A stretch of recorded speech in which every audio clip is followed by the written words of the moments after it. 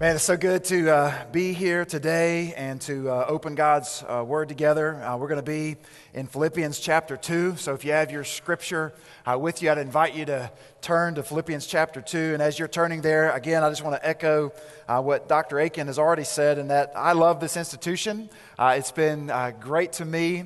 Long before I was a student here, I had many friends here. As I look out across the room, Bruce Ashford's been a friend, and Mike Dotson, our mobilization professor here on campus, works with us at NAM's, been a friend for a long time, huge supporter of what we did in New York. George Robinson helped us as well in New York a lot. Dr. Reed, right here on the fourth row, has been a huge friend and supporter for many years. Dr. Lawless is the guy who got me through my MDiv and THM at a unnamed school, and now has gotten me through the PhD program here at Southeastern. And then as Dr. Aiken said, he's been a big friend of our families for 20 years, and it's been great to know them and know his boys. And quite frankly, we are indebted at the North American Mission Board to the leadership of Dr. Aiken, because if it hadn't been for the Great Commission Task Force, which launched right here in this room many years ago, we wouldn't be doing any of what we're doing today at the North American Mission Board. And so thank you, Dr. Aiken, for paving the way. And then lastly, Dr. John Hammett. I see Dr. Hammett in the back. Dr. Hammett and I have only known each other for a few months, but I love his passion for the local church. And also it's prudent that I mention him, because as soon as I get back to Atlanta, I will be pressing send on a research paper that is due to him, and I just need him to know that I really appreciate his gracious and merciful demeanor. And so, love Dr. Hammett, seriously. And no, I love this school, and I've thoroughly enjoyed my time here, and love the academics, but more than that, I love the missionary focus. And here's what I love most today as I talk to you, is I love the fact that in this room, and then those watching through live stream, is we have an incredible amount of potential.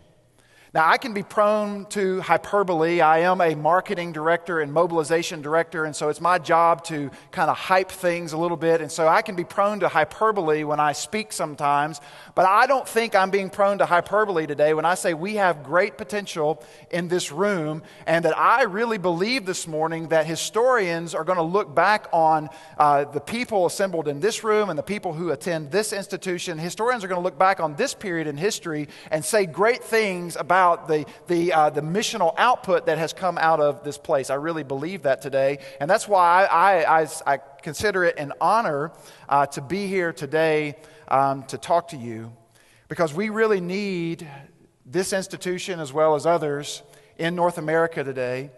We are in a declining trend, but I believe that we don't have to remain in a declining trend. I stand here today firmly believing what Jesus said in Matthew 16:18, that He's going to build His church and the gates of hell aren't going to prevail against it. I stand here firmly today believing that what God has done in past generations through the church, He wants to do and will do in and through us.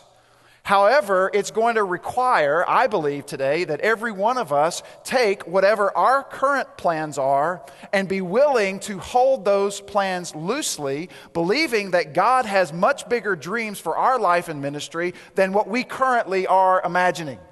We tend to be really small thinkers, and God, who owns everything, who created the universe, created the world, has much bigger dreams for our life and ministry than what we're currently thinking about. And as we approach this passage this morning in Philippians chapter 2, I want to draw our attention to 4 verses. We're going to start in verse 5. And here's what it says, Philippians chapter 2, Paul writing to the church at Philippi. Here's what he says.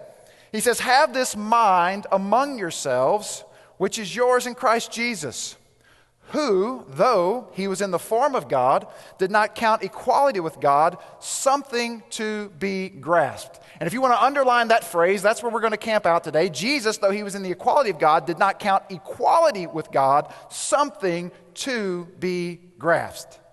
But He made Himself nothing, taking the form of a servant, being born in the likeness of men, and being found in human form, He humbled Himself by becoming obedient to the point of death, even death on a cross. The mind of Jesus was that he was secure in who he was, empty of his reputation, and humble in completing the task that God the Father had sent him to do. In short, Jesus held his preferences, his rights, his desires loosely so that the will of the Father could be accomplished. Jesus held his rights, his desires, his expectations, he held all those things loosely so that the will of the Father could be accomplished. Now, I don't know about you, but I love to hold on to things very, very tightly. And actually, I believe I get it honest, because from the time that I was in kindergarten, I was taught that you just need to keep moving up the ladder. Like, my parents didn't celebrate the fact if I got bad grades, and they really weren't going to celebrate the fact if I ever went backwards in school. They wanted me to move forward, kindergarten, first grade, go on to college, go on and pursue things. And that's kind of the American culture, right? We teach people to move their way up the ladder of success. If you don't believe me, when is the last time you celebrated the fact that your football team had a losing record? We don't do that in our culture, right? We fire the coach if we start moving backwards. It's inherent in our culture that we're always moving forward. And I love to hold on to things. Once I get someplace, I like to hold on to that. And very rarely is it easy for me to kind of loosen my grip on what I have achieved to pursue something new. And I think that's part of human nature, that we love it once we hold on to something. Once we get hold of something, we love to hold on to it. So I think about my own family. My wife and I have been married 16 years. We're in our 16th year of marriage. This is my family up there behind you. And when my wife and I got married, we had the dream that most people have, and that is we're going to have a couple of kids and we're going to serve the Lord in some capacity. Well, after 7 years of marriage, we had not had any children yet. And so, and doctors had told my wife, you're not going to have any children of your own. And so as we began to process that, we realized that God was opening a door for us to adopt. And so we started overseas adoption, started working with folks in Korea to adopt a Korean child. And about the time we got all the paperwork turned in for that adoption, my wife got pregnant, which is oftentimes the story. But my wife had been pregnant before, and we had lost several children. And so we were not surprised by her pregnancy. But what we were surprised by is that we made it to the 20-week mark. And then when we made it to the 25-week mark and the 30-week mark, and then our son was born completely healthy in 2006. And so when our son was born, we felt like that God had not released us from the call to adopt children. But by that time, we were planting a church in New York City. Every single dime that I had to my name was tied up in getting that church off the ground. And so really, I didn't know what to do, because the thought of raising more money for overseas adoption seemed daunting. And so we had a friend of ours in our small group at our church say, listen, have you ever considered domestic adoption? I said, we've considered it, but don't really feel like that's an option for us. We every time we pursued it, we tended to hit roadblocks. And so this friend said, listen, I'll walk you through the back door. There's the front door to domestic adoption, and there's the back door. And this friend happened to be a social worker in New York City, and she said, let's start working on this. And so we decided to become foster parents with the intention to adopt. And so we went through the classes, and by the end of 2009, just about 3 months after we finished our classes for becoming foster parents, they brought Joshua to come and live with us. And Joshua was 20 days old when he came straight from the hospital, and he weighed 4 pounds. And they came in, no instruction manual, had him in a little car seat, dropped him right into the floor of our living room. The social workers were there about 30 seconds, and they turned around and walked out, to which I was saying, hey, hang on a second, don't we get a video course? Don't we get some kind of instruction? Don't we get some kind of training? And they were like, absolutely not. And they just walked out the door. And as the last social worker was leaving our apartment, she kind of stuck her foot back in the door, cracked the door open, and said, hey, I just had a thought. Joshua has an 18-month-old sister who's in foster care. Would you take her too? And in that moment, we had to make a decision. Now, our plan was to not do that. Our plan was to be perfectly content with 2 children living in a 600-square-foot apartment in New York City. That was our plan. But in that moment, we didn't have time to lay out all of our plans and kind of go through our thesis on life with this social worker. She was demanding an answer right then and there. And so we just said yes, not really knowing what we were saying yes to. And then just a few months later, Danielle, we call her Ella now, came to live with us. And we're still in the process of officially adopting these children. What we thought could be a nice and clean and neat little deal has not been that, as we've gotten now 2 state governments trying to connect with each other and work this out. We're still in the process of adopting these children. And so God has totally altered our plans and what we thought our family was going to look like. And then you're probably wondering where the 4th one came from. Well, let's just say that 2 years ago, we rented an RV for spring break, and 9 months later, Harper Grace showed up. And so now what we thought was going to be a two-child home is now a 4-child home. And God has just totally altered what we were thinking about the whole time. He's done the same thing in my career. I went to college and got a degree in the music business. I had pursued that from the time I was in middle school, pursuing mass communication. Got a degree in the music business, going to be the next big record producer in Nashville. And then one day my college pastor came to me and said, listen, I'm getting ready to go to another church. Think you ought to lead this college ministry. And he left and I was in charge. And then God used that situation to start opening my heart for church planting. Had no clue about church planting. All I'd ever read was Rick Warren's Purpose-Driven Church, but knew that God had used that book and used other things to call me to church planting. Knew I needed to be trained. And so I moved to Atlanta in 2001 to be trained in church planting. Thought that we were going to plant a church in the Southeast. Our prayer was that God would send us to a college football town where we could plant a church, watch football on Saturday, have a church on Sunday, live the American dream, right? That was our prayer. And if sweet tea could be thrown into the mix, that would be awesome too. Well, of course, God begins to re-alter that plan because I go to lunch with a friend of mine at the North American Mission Board. He says, hey, I think you ought to think about New York City. I said, you're absolutely crazy. I've got 4 friends that I would love to recommend for New York City, but we're not going to be one of the people that go to New York. I grew up in Highview, a little community outside of Louisville. At the time I grew up there, Highview had 3 stoplights in it.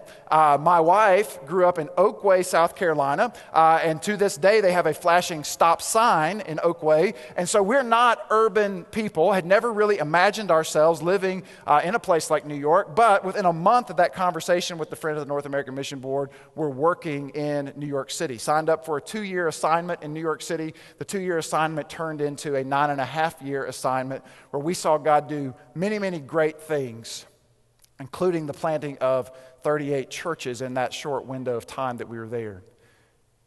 And as God took us to each of those phases of life, each one required that our plans for the future, that we would release those, that we would loosen our grip on what we thought the plan for the future was and pursue what God had for us. And here's 3 things that I learned very quickly from New York City. And 3 things that have shaped and altered my life, and 3 things that, quite frankly, are really shaping the trajectory of the North American Mission Board and our vision to plant churches all across North America. 3 things very quickly. First of all, I learned by going to New York that cities are important.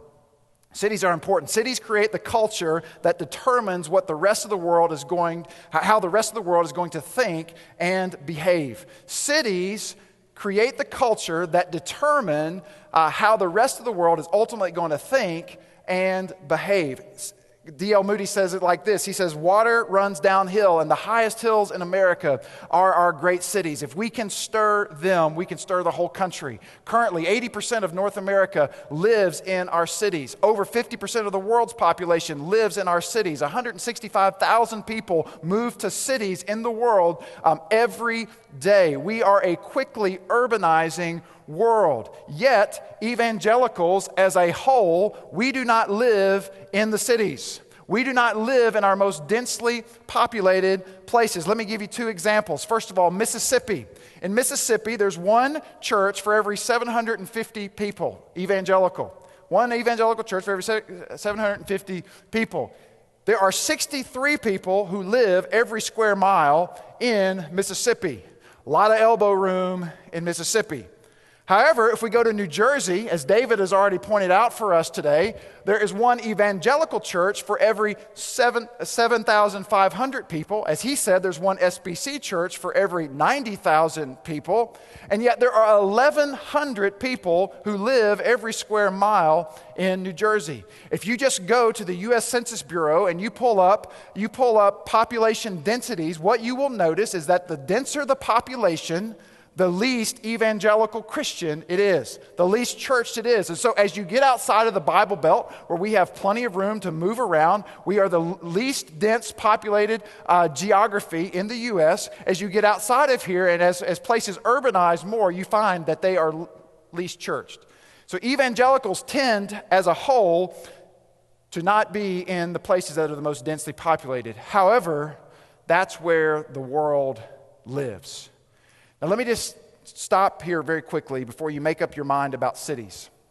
When I talk about cities, I'm not just talking about New York, LA, Boston, all the big cities.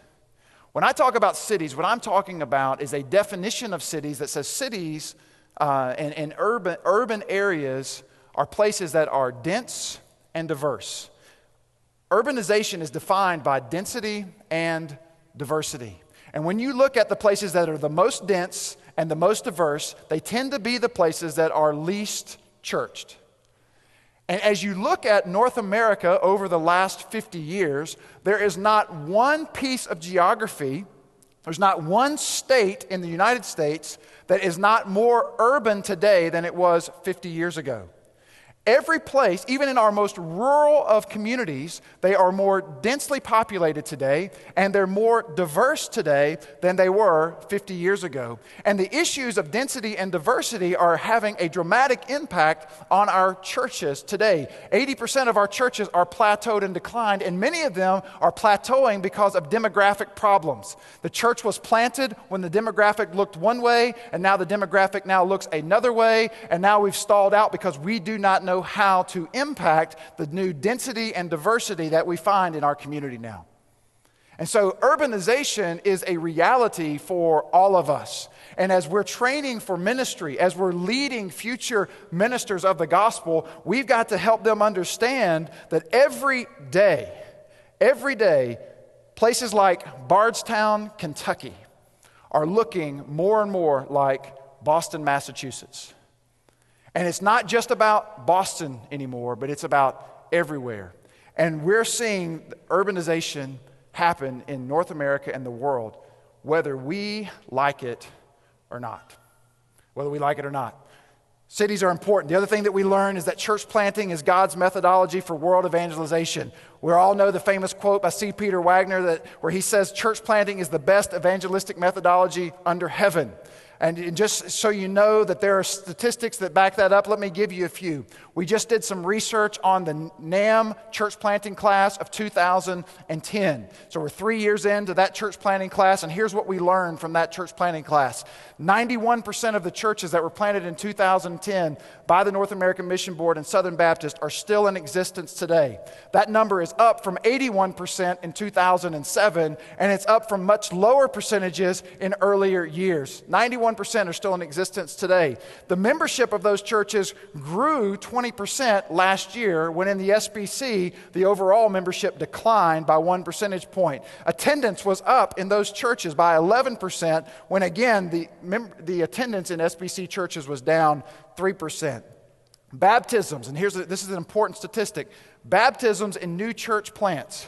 In existing churches, baptize people one baptism for every 50 members. In new church plants, it's one baptism for every 12 members, almost 5 times more baptisms in new church plants. So as we penetrate, as we go out into new communities, as we seek to win people to Jesus, it's imperative that we congregate them into new churches. And we see throughout the New Testament that church planting is God's methodology to reach the world. Going back to New York City and my experience there in 2007, what we learned from 2001 to 2007, what we saw in New York after 9/11 is that 40% of the churches in New York were all planted in that window, that 6-year window after 9/11. 40% of the Christian churches in Manhattan were planted from 2001 to 2007.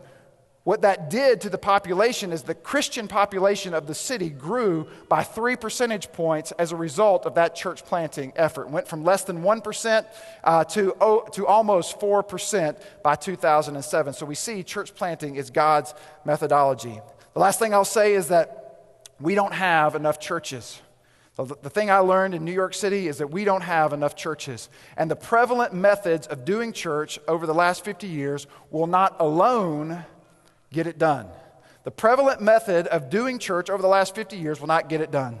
I'll never forget walking through New York City one day, realizing that there are 66,000 people every square mile in New York City, and I had just gotten my latest copy of Outreach Magazine, which Outreach Magazine to a church planter is probably the most depressing periodical that you could ever read. And they had just come out with their 100 largest church edition. And so I'm reading through the list of 100 largest churches. And I scoured and did not find my church on the 100 largest. And I just decided to do a little exercise, and I added up that particular year what the total attendance was in the 100 largest churches in the outreach list. And I added it up, and there were 750,000 people who attended the 100 largest churches in the outreach list. Then I thought to myself, what if, just what if, every one of those churches on the list could move to New York City and establish their ministries in New York City?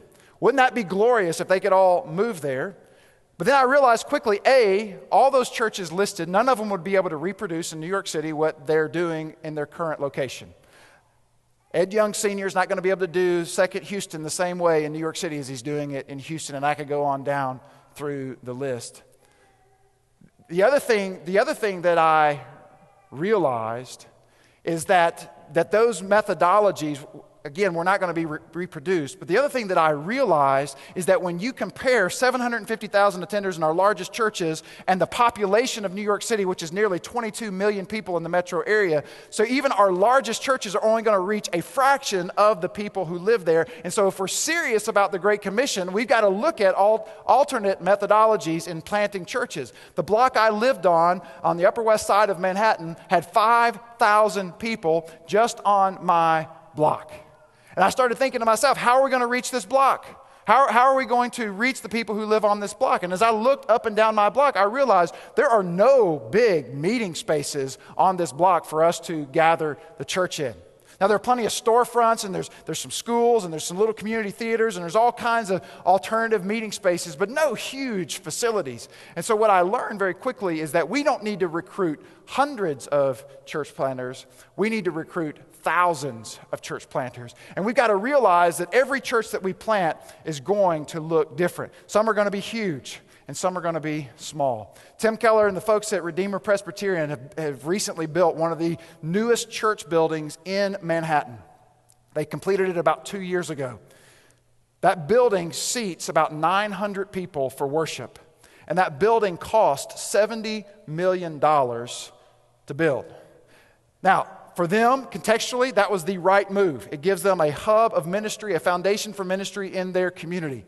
But for the average guy, that's just not going to be the way that it gets done. So we've got to look at alternate methodologies. You see, and here's why. The church in North America has been losing ground over the last 110 years. In 1845, the Southern Baptist Convention started. And by 1900, we had a population to church ratio of 1 to 3,100. By 2010, our population to church ratio was 1 to 6,100. However, in that time period, 1900 to 2010, Southern Baptists doubled their number of congregations. We went from 20,000 in 1900 to over 45,000 in 2010. And so we were celebrating the fact that we were adding congregations. However, what also happened during that time period is that the population grew 4 times. So we doubled our number of churches, but the population grew. And so while we're celebrating the doubling of the number of congregations, the population is growing and we're actually losing ground. And there's nothing worse than thinking you're winning the game than to wake up 100 years later and realize, you know what? We're actually losing the game and we've lost ground. Because we were measuring and celebrating the wrong things. So how do we reverse this trend? Well, I think the secret lies right here in the heartbeat and the mindset of Jesus. And the secret lies right in here with you guys.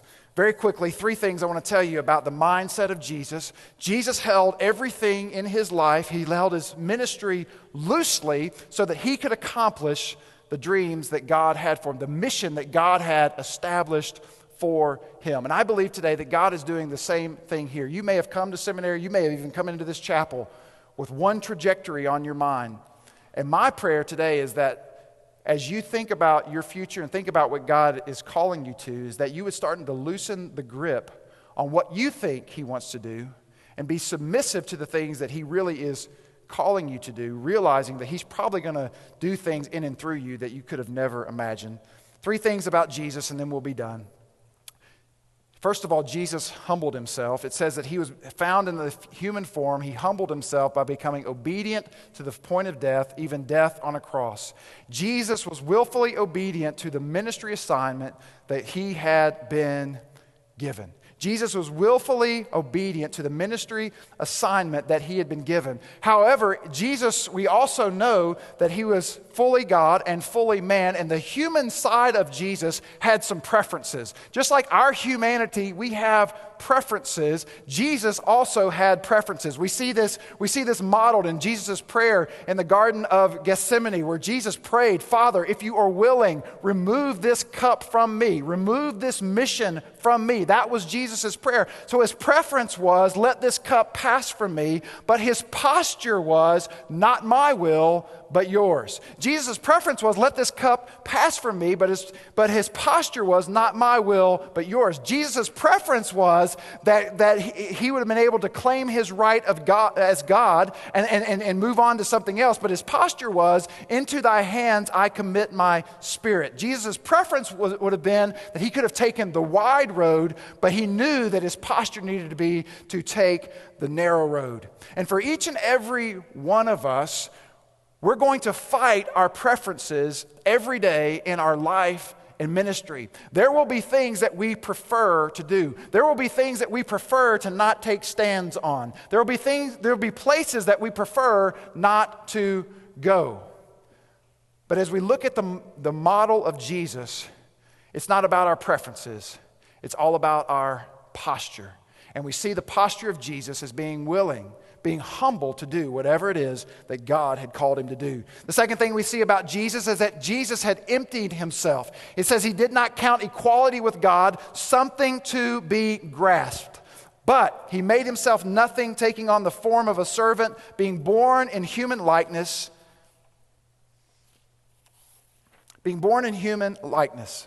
The idea here is that Jesus made himself of no reputation. Jesus made himself of no reputation. We live now in a generation that I like to call the selfie generation. If you're on Instagram, you know what a selfie is. If you're on social media, you know what a selfie is. We live in a selfie generation, but with the mindset of Jesus we see here is that Jesus made himself of no reputation. At the end of the day, Jesus understood it was not about him. However, I think we live sometimes in a celebrity culture where really at the end of the day, it is all about us. And it's all about the promotion of our ideas, our ways. And if we're not careful, those same mindsets slip into Christian leadership. And all of a sudden, we can get ourselves off track and we can start to ultimately think that it's really about us and it's all about our preferences and all about what we want to do and it's our fame and our name. But Jesus continually calls us back and models for us that it's not about our preferences. It's not about us, but it's about emptying ourselves. See, here's the reality for us today. You can't empty yourself and be full of yourself all at the same time. You can't empty yourself and be full of yourself all at the same time. But we see all throughout Scripture, we see through missionary stories, the people that God has used in the greatest capacity are the people who were fully empty of themselves and made themselves of no reputation. And then lastly, we see that Jesus was secure in himself. It says that he was in the form of God. Jesus understood who he was. He was fully God and fully man. Yet, in his incarnation, he allowed the outward expression of his human nature to not be trumped by the rights afforded to him by his divine nature. In his outward expression of his human nature, he did not allow those rights to be trumped by his divine nature. In other words, Jesus had every right to claim the fact that he was God, yet he did not. He allowed for the purpose of his humanity to take the lead. What is that? That Jesus had confidence in his divine rights, yet he was willing to do the Father's will. Jesus was confident in the fact of who God had called him to be. We see this evidence. We see where Jesus' security comes out in John chapter 13, gives us a picture where Jesus is washing the disciples' feet. And it says that as they reclined around the table, Jesus arose from the table and he took off his outer garment and he began to wash his disciples' feet. I just want to ask a question. What is it about Jesus, who was fully God, that allowed him to stand up at the table, take off his outer robe, and take on the lowliest job known in that culture, in washing feet? The what is it is that Jesus was fully secure in who he was. And he knew what God had called him to do. It says in John chapter 13 that Jesus knew where he had come from and where he was ultimately going. And I ultimately think that one of our biggest challenges in missions today, and in pastoral leadership for that matter, is that we have a lot of insecurity. Is that we do not realize where we have come from and where we are going. Our missional output, our pastoral leadership is all based on what people think about public opinion, about our preferences, and we're insecure about what we have been called to. And as we look at the life of Jesus, Jesus understood where he had come from and where he was going. Well, today, where have we come from as believers? Well, Ephesians 2 tells us that we were dead in our trespasses and sin, but what happened? We were made alive through God's grace, not of anything that we did on our own, but we were saved by grace alone. That's where we have come from. We were dead, but now we are alive. And where are we going to? Well, we know that we are promised an eternal future with God. And when we have that perspective, when we have the perspective of what we've come out of and where we are going, that ought to give us absolute confidence in our life right now. But if our confidence is only based on our current situation, our current perspective, the current things around us, then we are going to be incompetent people. We're going to not be confident, and we're going to be very insecure. But when our confidence is based on where we have come from and where we're going, it gives us a completely different perspective on life. So as we think about what it is that God has called us to do, the challenge for us is to take those things, take the things that we're learning, take the visions, the plans that we have for our future, and hold on to those things, but hold on to those things loosely. Being willing to move to the Spirit's leading, wherever it is that God calls us to go. And I guarantee you, when we look back on our lives, God will have taken us places that we would have never imagined. But if we hold on so tightly to what we think is going to happen, what should happen, then we're probably going to end up in the same place. I can't tell you how many times I have conversations with young men in particular who come to me and say, I believe that God has called me to church planting. But then they start to qualify that call. And they'll typically start by saying, I will go anywhere but. And then they'll draw a radius around where they want to go. And they'll say, listen, I'll go anywhere but don't send me any further north than Richmond, or any further south than Jacksonville, or any further west than Atlanta. And then I just stop and I say, hey, can I just ask you a question? Time out. Where does your mother live? And typically, you can put a dot right in the middle of that radius and find out that mama lives within 70 to 140 miles. And I can't tell you how many times I've had that same conversation. I will go anywhere but. You see, when we hold our lives loosely, it's just, we're going to go anywhere. We're going to do anything. And that might mean preaching in the largest church in the world, or that might mean scrubbing floors at a McDonald's so you can be a bivocational pastor in the outskirts of some community somewhere. There are no buts. But it takes confidence. And if our confidence is in ourselves, if our confidence is in our current situation, then we lose every time. And we'll end up right back in the same spot. But if our confidence is in Jesus, we win every time. My son was 18 months old. He just started to walk and had just gotten a soccer ball for his first birthday. And so I took him out to Central Park. Central Park was about a block and a half from our house. And so for a few minutes, we kicked the soccer ball around. And then after a few minutes, we sat down in the middle of the sheep's meadow, which is 17 acres of grass right in the middle of Central Park. We sat down in the sheep's meadow, and we just started talking as a father and an 18-month-old can do. And we're just talking. About halfway through the conversation, my son, he reached down and grabbed a handful of grass. And he started one blade at a time. He'd hold the grass in his hand, and he'd start one blade at a time, handing me a blade of grass.